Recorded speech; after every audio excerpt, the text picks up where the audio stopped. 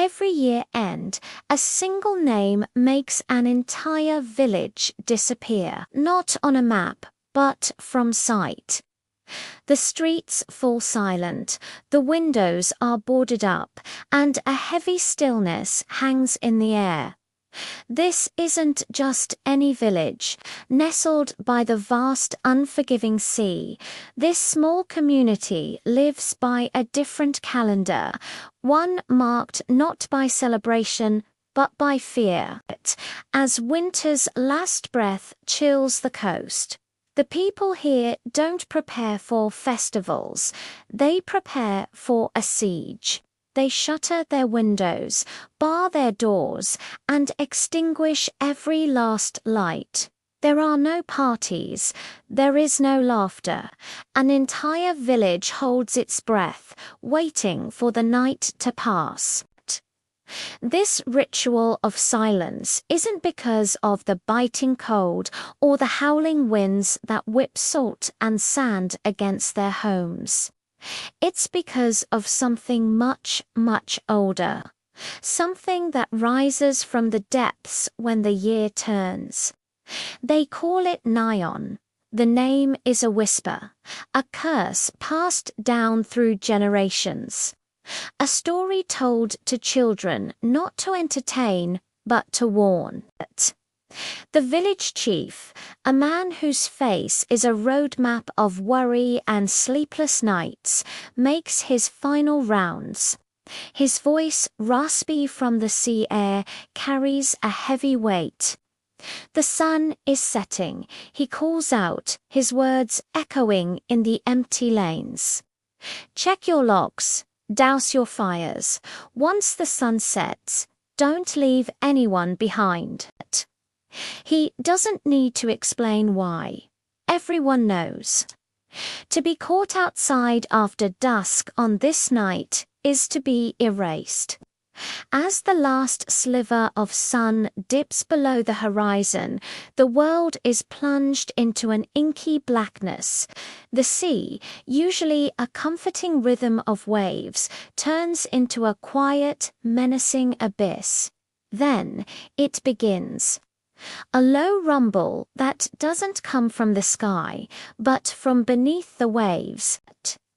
It starts as a vibration, a tremor you feel in your bones before you can hear it. The ground trembles, rattling windows and shaking the very foundations of the houses. Slowly, a large shadow rises from the sea. It's a silhouette against the faint starlight, a form that defies nature. It's impossibly large, a moving mountain of darkness that blots out the horizon. It moves with a dreadful, deliberate pace, dragging itself from the water onto the land. With each step, the earth groans in protest. The sound is like grinding stones, a deep, guttural crunch that gets louder and louder as the creature approaches the village. Inside their homes, families huddle together in the dark, their hands clasped over their mouths to stifle any sound. Children are held tight, their fearful whimpers smothered against their parents' chests. Every creak of the house, every gust of wind sounds like the creature is right outside their door.